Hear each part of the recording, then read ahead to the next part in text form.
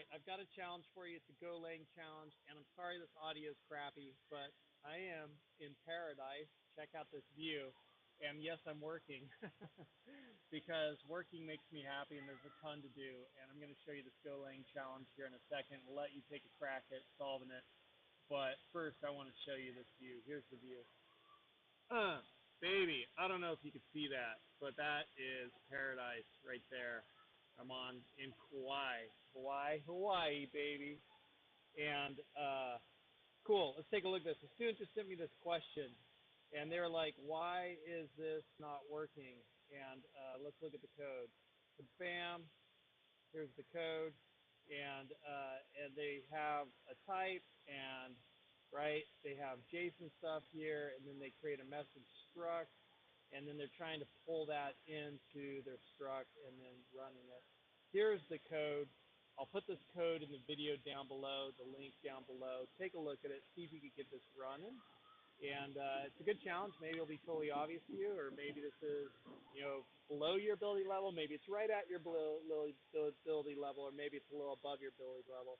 Either way, take a look at it. Kind of fun. See if you can solve it. When you're done, pause the video, go do that. When you're done, come on back, unpause the video, and I'll show you my solution. All right, so this is what I saw when I did this.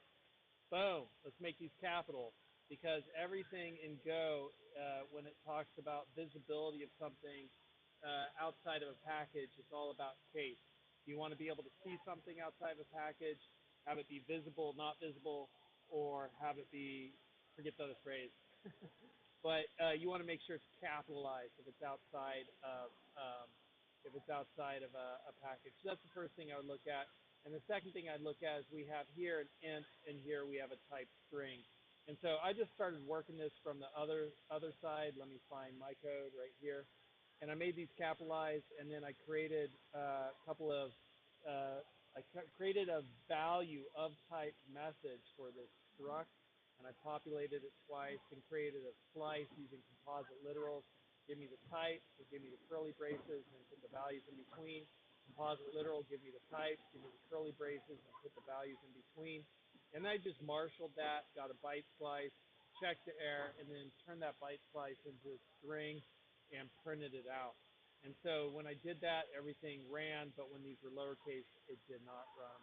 So that was me taking a crack at that. I hope that provides a solution for the student who sent the question. Thanks for the question. That was fun to work.